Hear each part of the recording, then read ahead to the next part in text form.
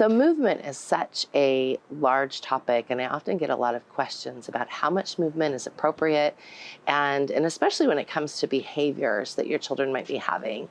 So often we find, we have 5 kids, we find that when things get a little crazy, it's often because we haven't had a lot of movement in their life. So we want to make sure that we have a considerable amount, and to sort of try to sort out how much a considerable amount is. A few years back, I was talking to a Waldorf teacher, and she said in the Waldorf school system, they strive to have a third of their day in movement. Now that's a lot of time. If you think about all your waking time, that might be, 4 or more hours. And so really it's a lot more than just scooching your kids off to the backyard and saying, go play. It's about being really intentional about your movement. So that really should encompass a morning walk when possible. We try to do ours before our school day.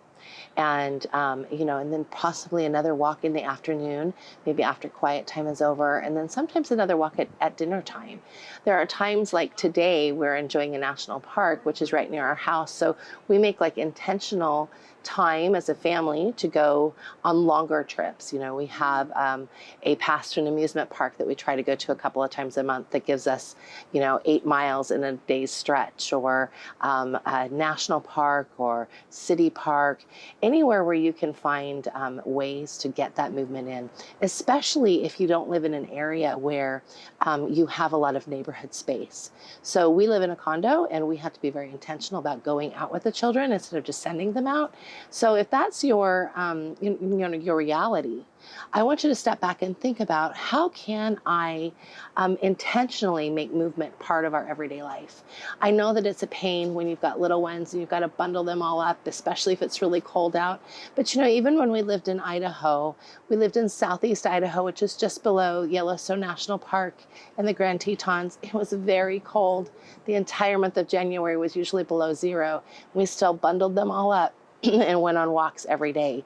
And that's really just to sort of get that movement piece going, to keep the air in their lungs, and to really sort of get those crazies that sort of build up on children, and us too, so that we can sort of breathe out a little bit and get out in nature.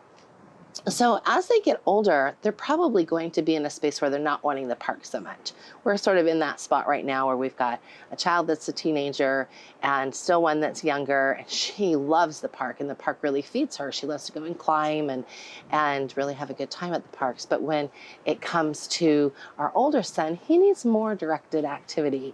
So when they were really young, they started with karate, and that's something that they do 3 times a week. And they are very, not very competitive, but very involved in the good benefits that come from learning a disciplined skill. So if your child's not into a sport, I would definitely not consider something that was competitive until after age 9. But before that, they could do something like gymnastics or karate, or something that gives them that extra movement during the week and sort of takes you off the hook just a little bit. So I hope that helps. I hope that you can glean from this the understanding of why it's important to have movement. And I hope that perhaps it's given you some ideas on some things that you can do within your home. See y'all later. Bye.